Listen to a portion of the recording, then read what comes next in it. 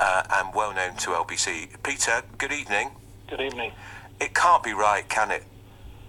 It isn't. One way or another, people are paying twice for policing. They haven't had a tax cut that said, oh, you paid X amount for policing, we're going to give you some of that money back because we're not going to spend as much as on policing. We're going to give it 25% back, and you can have 25% less policing. They've not even been asked about it. So the amount that they sort of perceive themselves paying in central taxation just isn't being spent on policing.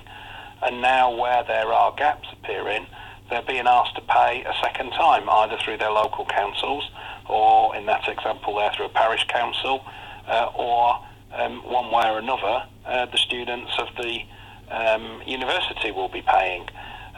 So people are being asked to pay for something that should be being paid for out of central taxation in the way that it always was. I really don't understand how the party of law and order has become the party of crime and disorder. I really don't. And you know, I speak to all sorts of people at grassroots in the Tory party, and they're wringing their hands and they're pulling their hair out.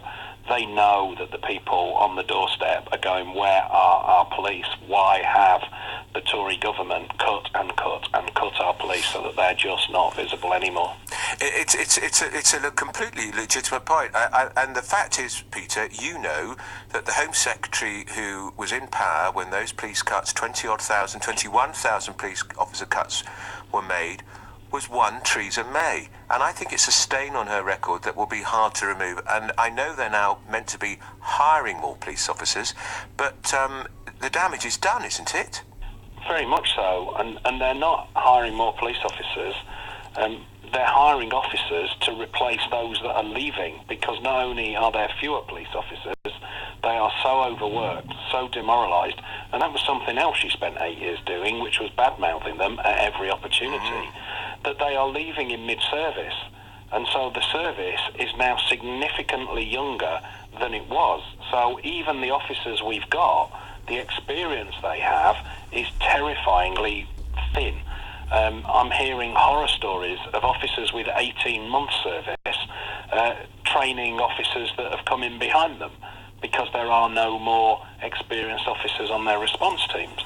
And you cannot go on like this. It will end in serious tears. I don't know why she's done it. We warned her about it, and she told us year in, year out that we were scaremongering and crying wolf. We explained to her that policing was not just about crime. It was about so many other things where the demand, like mental health, where the demand has gone up because of cuts in other services as well. And yet she just ignored it totally. It is entirely down to her, as you rightly identify. And I know that people will call in tonight, Peter, serving police officers, former police officers, who will say, because of the crisis in mental health care, and remember she identified that as one of her priorities when she stood outside the steps of Number 10 as Prime Minister for the first time, they say because of the crisis in mental health care, a lot of the work they do should be done by social services. I mean, I remember one officer vividly telling me he spent 3 days trying to organise somebody who had a serious mental problem to find them somewhere, a sheltered place to live. That's not the job of a police officer. Absolutely. The police have got a role in dealing with the very pointed end of people having mental health crises in public places.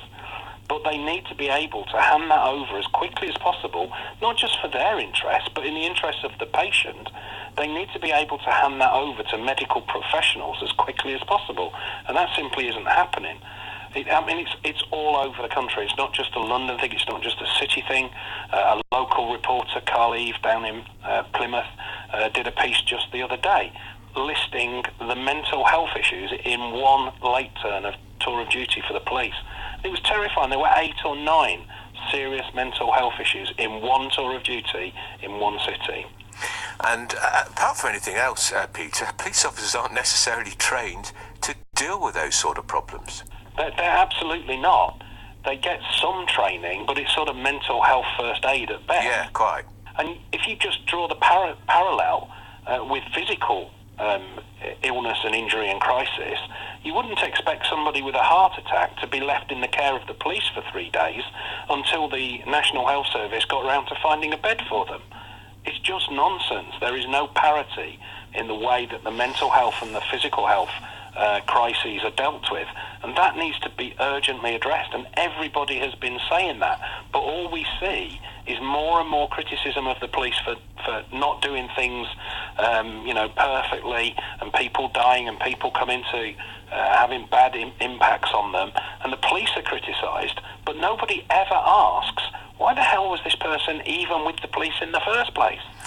Yeah, and I just finally, Peter, I mean, it's the obvious question, but I mean, the importance of people seeing police officers walking the beat, the police car driving around a community, it's reassuring, but it also creates a sense of deterrent, doesn't it? Very much so. If you look at the criminology academic literature, there is a long history of something called the capable guardian, the person who's willing to say no, the person who's going to intervene, the person who will make arrests or whatever. Now, the security guards in the village in Somerset, they're capable guardians. Yeah. But of course there's a limit to how capable they are. They sound like they're fine for what is happening there, and that is a good use of time. And there's council wardens, and there's various people in various contexts.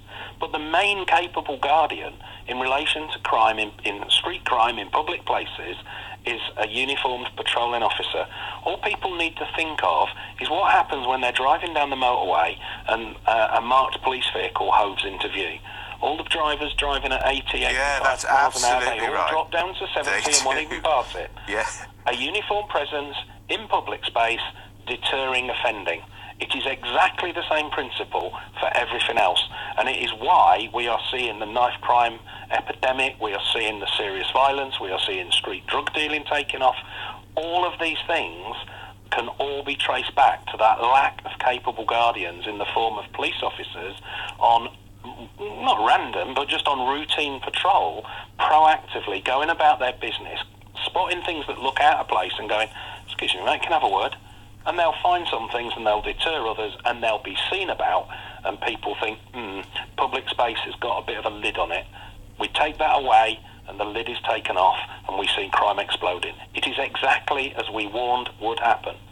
Okay, that's Peter Kirkham. He's a former detective.